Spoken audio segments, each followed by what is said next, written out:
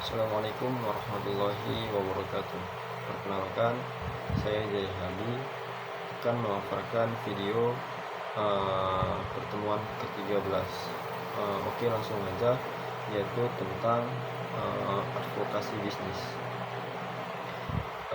Advokasi bisnis itu mengacu pada tindakan yang diambil oleh perwakilan bisnis untuk mempengaruhi kebijakan pemerintah, undang-undang, peraturan, dan pengaturan administrasi yang mempengaruhi sektor bisnis. Hal ini difokuskan pada perubahan keputusan politisi, pembuat kebijakan publik, legislator, regulasi perencana, dan pejabat publik lainnya. Advokasi sering dianggap identik dengan lobby, namun lobby bukan advokasi. Pelobian biasanya mengacu pada tindakan satu perusahaan besar atau kumpulan perusahaan besar dengan kepentingan sempit yang dirancang untuk mengubah keputusan pemerintah demi keuntungan mereka sendiri. Advokasi bisnis itu melibatkan representasi kepentingan komunitas bisnis yang lebih luas. Meskipun advokasi dunia usaha masih dapat difokuskan pada permasalahan tertentu, misalnya meningkatkan administrasi izin ekspor, menyederhanakan inspeksi pabrik. Namun advokasi ini tidak berupaya untuk mempengaruhi perubahan ketika beberapa perusahaan mempunyai keunggulan dibandingkan perusahaan lain. Organisasi perwakilan bisnis biasanya terlibat dalam advokasi bisnis. Organisasi ini biasanya terdiri dari anggota, yaitu individu yang memiliki ataupun mengelola suatu bisnis, atau anggota bisnis, atau juga anggota perusahaan yang lebih besar. Para anggota ini membayar sejumlah biaya dan berpartisipasi dalam aktivitas dan tata kelola organisasi. Hal ini tentunya mencakup kamar dagang atau industri, asosiasi ataupun dewan bisnis, misalnya dewan ekspor, dewan sektoral, organisasi pengusaha ataupun badan tertinggi yang terdiri dari berbagai organisasi bisnis. Mengapa organisasi perwakilan bisnis ini sangat penting? Organisasi perwakilan bisnis di mana itu bertindak sebagai perantara utama antara pemerintah dan komunitas bisnis. Mereka mengidentifikasi hambatan dan kendala dalam lingkungan bisnis, merumuskan proposal kebijakan untuk perubahan, mengadvokasi undang-undang dan peraturan yang ramah bisnis, dan melibatkan pemerintah dalam dialog yang substantif dan konstruktif. Mereka juga dapat bersuara menentang kebijakan pemerintah yang merugikan.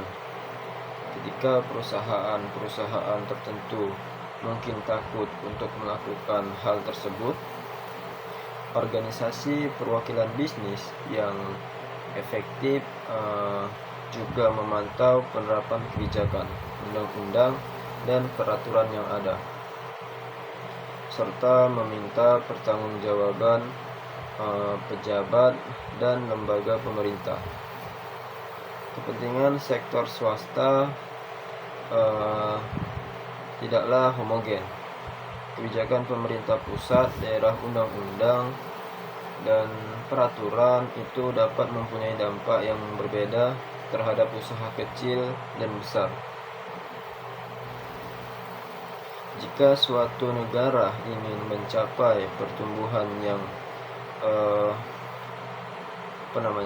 yang berbasis luas dan inklusif, maka penting bagi seluruh lapisan komunitas bisnis untuk menikmati suara yang efektif. Hal ini sangat penting bagi usaha mikro dan kecil yang memang merasa lebih sulit untuk melibatkan pemerintah secara langsung dibandingkan dengan usaha besar. Fungsi organisasi perwakilan bisnis mewakili otoritas terkait mengenai kendala yang dihadapi oleh bisnis anggotanya dan dengan sendirinya ataupun dengan bantuan organisasi lain. Melakukan advokasi untuk kebijakan, peraturan ataupun perbaikan infrastruktur yang tepat, menyebarkan informasi dan menyaluri umpan balik mengenai kebijakan dan peraturan kepada anggota bisnis mereka dan menyediakan konstituen yang berpotensi mendukung keberhasilan implementasi kebijakan dan peraturan pemerintah, serta mendorong usaha-usaha yang tidak terorganisir dan perekonomian informal untuk menjadi terorganisasi ataupun melakukan formalitas dengan mewajibkan pendaftaran sebagai syarat keanggotaan dan dengan menyuarakan tuntutan dunia usaha untuk perbaikan pelayanan publik sebagai imbalan atas pendaftaran yang mewakili pemilik dan manajer bisnis yang memiliki defisit politik berdasarkan gender, disabilitas, lokasi terpencil ataupun identitas subkelompok yang kurang beruntung secara sosial melalui standar industri ataupun menyelesaikan secara internal sehingga memperkuat sektor swasta tanpa memperlakukan intervensi pemerintah. Dan bagaimana advokasi bisnis ini dapat menjadi lebih efektif? Tentunya dalam menyebarkan informasi tentang undang-undang dan peraturan yang mempengaruhi komunitas bisnis itu sangat mempengaruhi jalannya ataupun bentuk tindakan legislatif atau peraturan. Identifikasi isu-isu yang mungkin muncul sehingga dunia usaha dapat memutuskan apakah akan melakukan yang namanya pencegahan terhadap peraturan perundang-undangan, membuat usulan, tindakan ataupun upaya untuk membentuk kembali mengundang yang ada serta memberikan panduan kepada anggota tentang bagaimana bertindak dan menyikapi legislator. Menciptakan sarana hukum untuk akses terorganisir kepada pejabat pemerintah, memberikan pengetahuan tentang orang, prosedur, dan struktur yang terlibat dalam pembuatan kebijakan. Dan advokasi bisnis itu dimulai dengan suatu masalah ataupun persepsi bahwa ada alternatif yang lebih baik untuk situasi saat ini. Advokasi berupaya memecahkan masalah-masalah ini atau menerapkan alternatif yang lebih baik. Advokasi yang baik itu bersifat spesifik secara budaya, sosial, dan politik di mana adanya dialog dan membangun konsensus. Hal ini mungkin memerlukan waktu yang lebih lama, namun hal ini juga dapat menghasilkan hasil yang reformasi yang lebih berkelanjutan serta tahan lama. Advokasi yang baik juga memerlukan perencanaan yang matang. Menetapkan agenda advokasi adalah daftar prioritas permasalahan dan tanggapan yang ingin diadvokasi oleh komunitas bisnis. Organisasi perwakilan bisnis itu kayak seperti menyiapkan agenda advokasi untuk memfokuskan upaya advokasi mereka dan memantau keberhasilan mempersiapkan memantau keberhasilan. Dan dalam hal mempersiapkan agenda advokasi adalah tentang mengidentifikasi isu-isu utama yang akan diadvokasi, dan juga seringkali terdapat berbagai permasalahan yang mempengaruhi pengusaha, mau itu perempuan dan laki-laki. Dan tidak semua hal tersebut dapat ditangani sekaligus. Merumuskan agenda berarti menghasilkan agenda yang diprioritaskan dan dapat dilakukan, yang akan membuat perbedaan terhadap pertumbuhan dan inklusi bisnis. Dan ada beberapa langkah dalam merumuskan agenda advokasi. Yang pertama, langkah pertama, identifikasi dahulu apa masalahnya, apa saja permasalahan yang menjadi perhatian dari si komunitas bisnis. Yang kedua ada pahami masalahnya, bagaimana isu-isu ini dapat mempengaruhi komunitas bisnis. Yang ketiga ada kembangkan respon, perubahan apa yang mungkin memang ingin dilihat oleh si komunitas bisnis. Dan adapun memang waktu terbaik untuk merencanakan advokasi ini ketika pengalaman langsung ataupun melakukan penelitian pendahuluan yang menunjukkan bahwa kita tidak dapat mencapai tujuan kita dengan cara lain.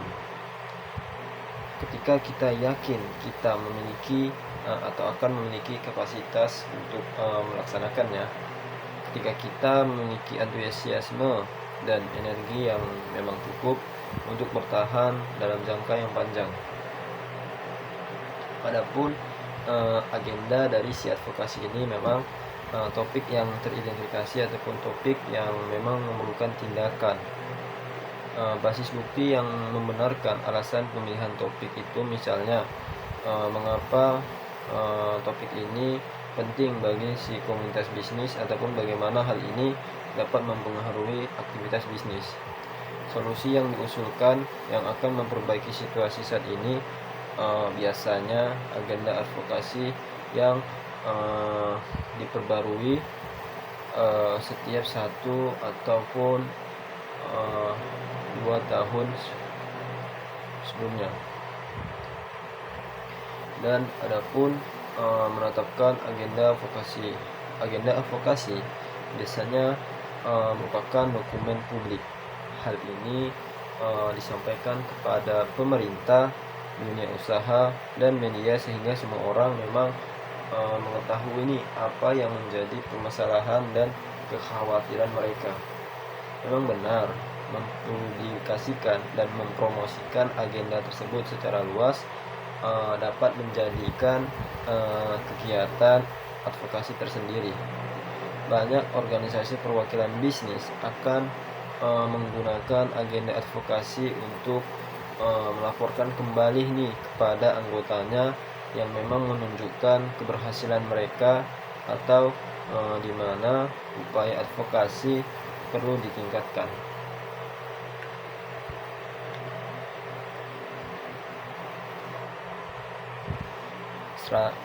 Strategi advokasi. Strategi advokasi merupakan rencana organisasi perwakilan bisnis yang menjelaskan bagaimana organisasi tersebut akan melaksanakan agenda advokasinya. Ini berisi tindakan jangka pendek dan jangka panjang bagi organisasi, mengalokasikan sumber daya manusia dan keuangan untuk setiap tindakan strategis. Disinilah taktik dan kampanye advokasi spesifik dijelaskan, dan langkah dasar untuk merancang serta menerapkan strategi dari si advokasi. Yang pertama, langkahnya tentunya tentukan dulu tujuan dan sasaran. Perubahan apa yang memang kita inginkan dalam jangka pendek dan panjangnya. Lalu selanjutnya ada langkah kedua, yaitu identifikasi audiens target. Siapa yang mungkin memang kita ingin dukung usulan reformasi ini. Dan yang ketiga ada rancang strategi advokasi. Bagaimana kita dapat mempengaruhi audiens target kita untuk menerima dan mendukung proposal tersebut.